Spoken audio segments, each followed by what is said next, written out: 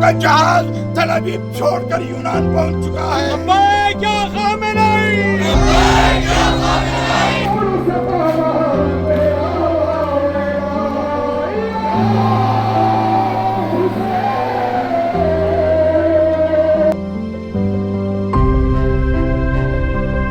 کرناٹک کے ضلع چکبلاپور کا چھوٹا سا گاؤں علی پورہ گہرے غم میں ڈوبا ہوا ہے۔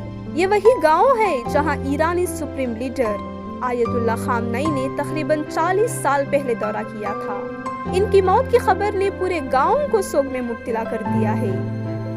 علی پورہ میں ہر آنکھ نم ہے۔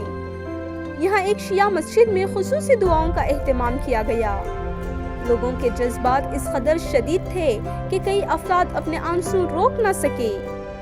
اسی گاؤں میں خامنئی کے نام پر ایک اسپتال بھی قائم کیا گیا تھا، جو ان سے عقیدت کی ایک زندہ مثال ہے۔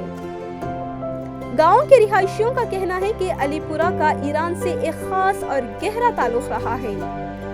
یہاں کے کئی لوگ تعلیم اور روزگار کے لیے ایران جا چکے ہیں اور کچھ خاندان وہیں آباد بھی ہوئے۔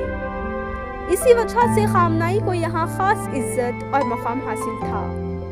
علی پورہ بنگلورو سے تقریباً 70 کلومیٹر دور واقع ہے۔ گاؤں کی آبادی قریب 30,000 ہے، جن میں اکثریت شیعہ برادری کے ہیں۔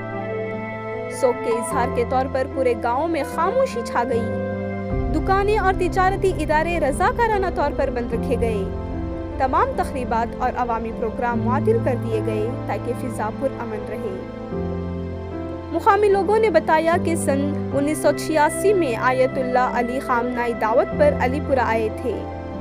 اس دورے کے بعد گاؤں اور ایران کے درمیان تعلقات مزید مضبوط ہو گئے تھے، جنہیں آج بھی لوگ فخر سے یاد کرتے ہیں۔ سوگداروں نے سیاہ لباس پہنا، سیاہ جھنڈے اٹھائے اور ایک جلوس نکالا۔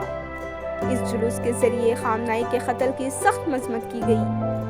مقامی ذرائع کے مطابق وہ شیلنگ میں مارے گئے تھے۔